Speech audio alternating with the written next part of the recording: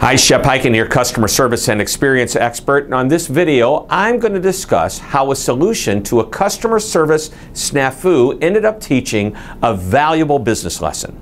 Now, recently, Intuit, the company that created the TurboTax software for individuals to do their own taxes, made a customer service blunder.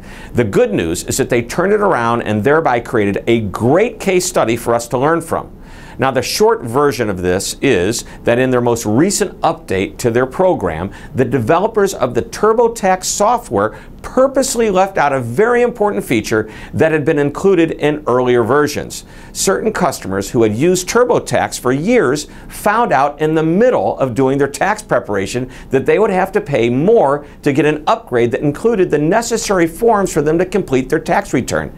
They'd had this in prior versions. Well, the customers affected by this change were upset. So upset, in fact, that they went on Amazon.com and other review sites and gave TurboTax a 1-star rating. So, how did Intuit react to this uproar? Well, the first thing they did was they apologized. On the Intuit website, which sells TurboTax, an apology was made and an offer to refund $25 to customers who paid extra to file their tax returns. And Sasan Goodarzi, the general manager of TurboTax, made the following statement. He said, "We messed up. We made a change to this year's TurboTax desktop software, and we didn't do enough to communicate this change to you as proactively and broadly as we could or should have. I'm very sorry for the anger and frustration we may have caused you." Well, apparently this wasn't enough. So shortly after that, an apology on the website from Intuit's CEO, Brad Smith, posted in a video on his LinkedIn account, which included the following message: "We're taking new steps to make things right."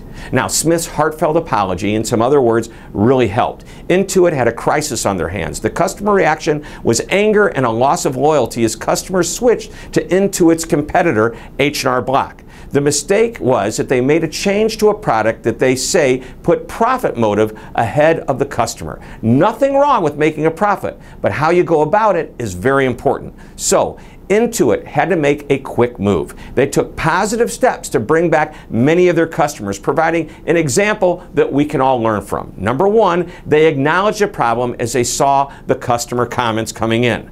Number two, they apologized for it. Very important whenever there's a mistake. This mistake was big enough that the CEO had to make a public apology, which sent a very, very positive message to the customers. Number three, they fixed the problem by offering refunds and upgrades. Number four, they took accountability. The general manager and CEO's message was clear that they were taking steps to right the wrong. And number five, they did it quickly. Their fast reaction convinced many of the customers who were thinking of abandoning the software to stay. Now, is it enough? I'm sure that some customers won't come back, yet many will.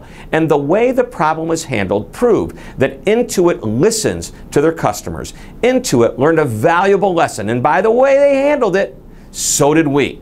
By the way, the 5 steps mentioned previously are exactly how most situations should be handled. Not to just fix the problem, but restore the customer's confidence. Well, I hope you enjoyed this short lesson. Please be sure to visit my website, which is www.hyken.com. There you'll find more information about my speaking programs, as well as over 350 customer service articles that you can read and share with your colleagues. Thank you very much for watching. This is Shep Hyken, reminding you to always be amazing.